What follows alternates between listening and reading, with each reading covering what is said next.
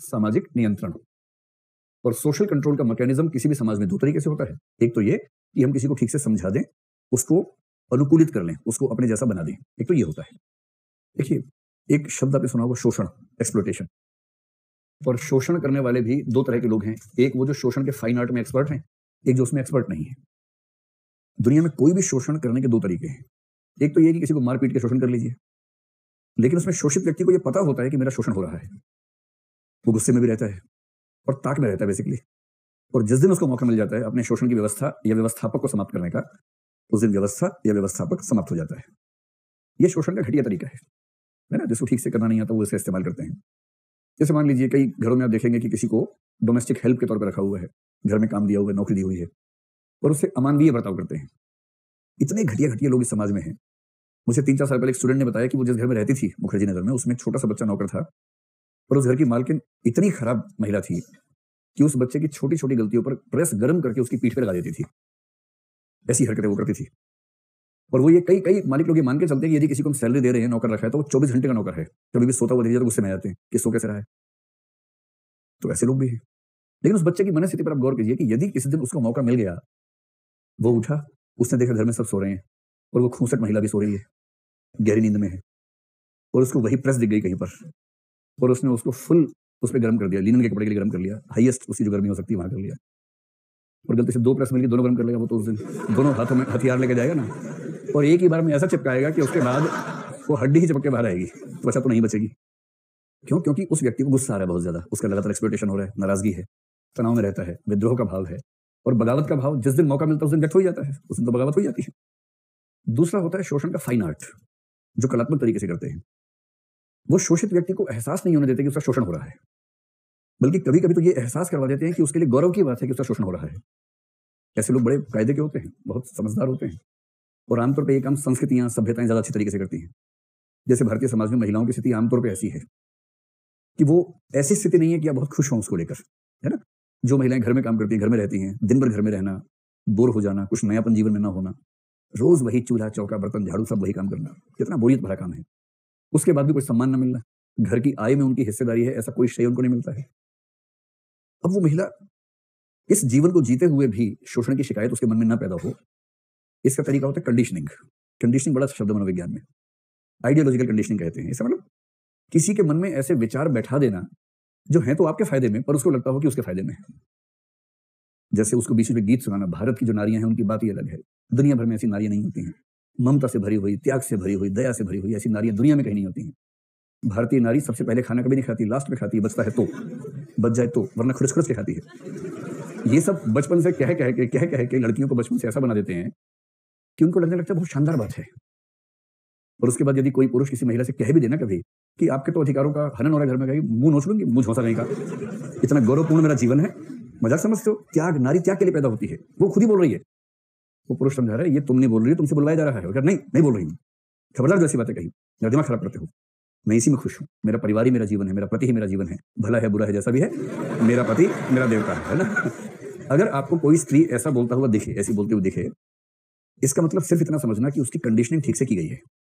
और कंडीशनिंग का मतलब है कि वो अपने मन की बात नहीं बोल रही है, उसको जो सोचवाया गया है वो उसको सोचने की आदी हो गई है और उसके मूल्य वैसे ही बन गए हैं। ये बात केवल महिलाओं की नहीं है, ये किसी की भी हो सकती है, दलित की भी हो सकती है, मतलब जो भी समाज में वंचित स्थिति में है, यदि उसको उसके वंचन के विचारों से दूर करने के लिए कुछ मोटी मोटी सुंदर सुंदर मीठी मीठी बातें सिखा दी जाएं और वो खुद ऐसी बातें बोलने लगे, तो इसका मतलब वो कंडीशनिंग का शिकार है।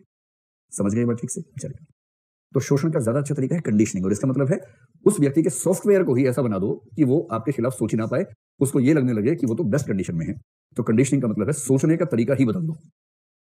ये सबसे शानदार स्थिति होती है, मतलब बुरी स्थिति है, लेकिन हाँ, जिनको करना ही ये है उनके पॉइंट ऑफ व्यू से ये अच्छा मैकेनिज्म है। अब इसी मैकेनिज्म को समाज इस्तेमाल करता है। कितने सारे बच्चे पैदा होते हैं, ये कल को समाज में शामिल होंगे, ये जीवन भर शांति से समाज का हिस्सा बने रहें, तनाव बिल्कुल पैदा ना करें। इसका पहला तरीका है समाजीकरण, और समाजीकरण मैंने कल ही आपको बताया था, इसका मतलब है कि जो बच्चा जन्म के समय न तो सोशल है, न अनसोशल है, न एंटी सोशल है, बल्कि ए सोशल है, उसे सोशल बनाना है। ए सोशल को सोशल बनाने की प्रक्रिया सोशलाइजेशन यानी कि समाजीकरण। समाजीकरण जीवन भर चलता है, ऐसा नहीं कि एक बचपन की बात है, जीवन भर चलता है। शुरुआती दौर में उसको बोलते हैं प्राथमिक समाजीकरण, प्राइमरी सोशलाइजेशन, जो बचपन में है, और बचपन के बाद जीवन भर जब भी समाज कुछ नया आपको सिखाता है वो है सेकेंडरी सोशलाइजेशन, जो लगभग व्यक्ति अपनी मृत्यु तक कुछ ना कुछ सीखता है समाज से। ये चलता ही रहता है, किसी एक समय की बात नहीं होती है।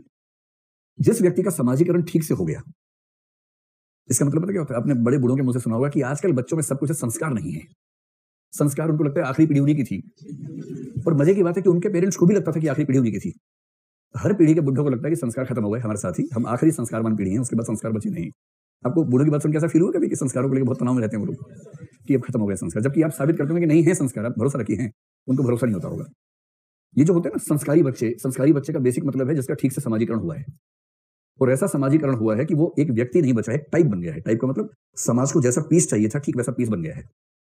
समाज की फैक्ट्री में उसके खांचे में से वही पीस निकला है जैसा पीस चाहिए था, जो हर चीज मान लेता हो, विरोध ना करता हो, विद्रोह तो कतई ना करता हो। अगर पापा ने कह दिया है कि बेटा, तो उसके बाद वो चू भी नहीं करता हो। रोज सुबह शाम दोपहर जब जब पेरेंट्स उनके पैर छूता हो, हर बड़े के पैर छूता हो। अगर किसी बड़े ने आदेश दिया है तो उस पर किंतु परंतु का सवाल ही नहीं, हर चीज को मान लेता हो। धार्मिक व्यक्ति या लंबी दाढ़ी वाले व्यक्ति को देखते ही चरण में लौट जाता हो। संस्कारी बच्चा वो होता है। और ऐसे बच्चे जिस देश में ज्यादा होंगे उस देश में विद्रोह कभी नहीं होगा, क्रांति कभी नहीं होगी। भारत के इतिहास में क्रांति आमतौर पर नहीं हुई है क्योंकि ये संस्कारी बच्चे बहुत सारे हैं। भारत एक संस्कार प्रधान देश है। खेती प्रधान है कि समस्या प्रधान है कि संस्कार प्रधान है, समझ में नहीं आता, लेकिन हाँ, अभी की स्थिति में संस्कार प्रधान कह लीजिए। हाँ हाँ हाँ, वो तो एक्टिंग है। एक्टिंग में क्या बुरी बात है? कह रही कभी कभी ये भी तो हो सकता है कि सामने वाला चाहता है कि उसका आदर करे, इसलिए हम उसका आदर कर रहे हैं। जैसे मैं तो खड़े हुए तो मैं समझ रहा हूँ इस बात को, ठीक है, ऐसा तो हो ही सकता है। इसमें कौन सी खास बात है? ऐसा तो हो ही सकता है कि आपको लग रहा है कि आदर मन से तो नहीं आ रहा, लेकिन कर देते हैं क्योंकि उम्मीद कर रहा होगा। ऐसा तो होता ही है। हाँ ठीक है, सामान्य है, ये सब सामान्य है, चलता है, कोई दिक्कत नहीं। कभी कभी ऐसा होता है कि आप सामाजिक दबाव में कुछ कर रहे होते हैं, मन से नहीं कर रहे होते, ऐसा होता है, सामान्य बात है। तो समाज के 70-80% बच्चे संस्कारी हो जाते हैं। जो बाकी हैं उनको ठीक करने के लिए दूसरी व्यवस्था है जिसका नाम क्या था? पुरस्कार और दंड की व्यवस्था। देखो, पुरस्कार मिलने का मतलब ये बिल्कुल नहीं है कि ये व्यक्ति बहुत अच्छा है। ठीक, मैं आपकी बहुत सारी धारणाएं खारिज करने के मूड में रहता हूं। रोज आपको बहुत सारी धारणाओं पर हथौड़ियां पड़ने वाली हैं।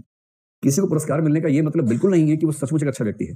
किसी को दंड मिलने का ये मतलब बिल्कुल नहीं है कि वो सचमुच एक बुरा व्यक्ति है। पुरस्कार और दंड का सिर्फ इतना मतलब है कि जिस व्यवस्था ने पुरस्कार या दंड दिया उस व्यवस्था के मूल्यों के हिसाब से ये व्यक्ति एडजस्ट हो गया और ये एडजस्ट नहीं हुआ। एग्जाम्पल देकर समझाता हूं। न्यूटन एक बहुत शानदार वैज्ञानिक था।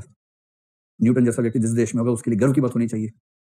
पर न्यूटन का अपने समाज में खूब अपमान हुआ क्योंकि उसने बाइबल की कुछ बातों पर सवाल खड़ा कर दिया।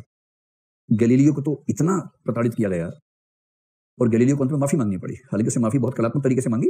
वो माफी ऐसी थी कि समझ नहीं पा रहा कौन कैसे माफी मांग रहा है, लेकिन उसने माफी मांग ली अंत में। इस भाषा में मांगी कि यद्यपि मैंने जो प्रयोग किए थे अपने हिसाब से एकदम ठीक किए थे और मुझे भरोसा है कि निष्कर्ष भी मेरे ठीक हैं, किंतु फिर भी मैं माफी मांगता हूं कि इससे ठेस पहुंची है। अब उसको पढ़ के समझ नहीं आता कि दरअसल वो क्या कहना चाह रहा है। उससे माफी मांगी, कुछ लोगों ने मंगवाई, उसको दंडित किया, प्रताड़ित किया। ब्रूनो एक विचारक हुआ जिसने कहा था कि ये जो प्रकृति है ना, ये ईश्वर का ही रूप है। और ईसाई लोग इस बात को नहीं मानते, मुसलमान भी नहीं मानते, यहूदी भी नहीं मानते। और उसमें चर्च बहुत आक्रामक था। और उस व्यक्ति ने दो बातें बोल दी। एक तो ये कहा कि संपूर्ण प्रकृति ईश्वर की ही अभिव्यक्ति है, और दूसरा ये बोल दिया कि व्यक्ति मरने के बाद फिर से जीवित होता है, पुनर्जन्म होता है, जो भारत में चलता है सिद्धांत, उसने उसको मान लिया। इस बात पर ईसाइयत ने उसको 7 साल का दंड दिया, जेल का। और जब 7 साल बाद जेल से निकला तो उससे फिर पूछा कि बेटा सुधर गए कि नहीं सुधरे? तो उसने कहा मेरे विचार वही हैं, ये ईश्वर की ही अभिव्यक्ति प्रकृति है और पुनर्जन्म होता है। इस बात पे नाराज होकर चर्च ने 1600 ईस्वी में उसको चौराहे पे खड़ा करके जिंदा जला दिया, जला के मार दिया। ये उसका दंड था। जबकि दर्शन पढ़ते हुए, विज्ञान पढ़ते हुए हमें लगता है कि न्यूटन और गैलीलियो से ज्यादा सम्मान का पात्र कौन हो सकता है? दर्शन की दुनिया में ब्रूनो से ज्यादा महान कौन हो सकता है? सुकरात जैसा कौन महान हो सकता है? उस सुकरात एक बदसूरत किंतु बहुत स्मार्ट आदमी था। दिखने में बदसूरत था, मतलब ऐसी कहानियां हैं बहुत सारी।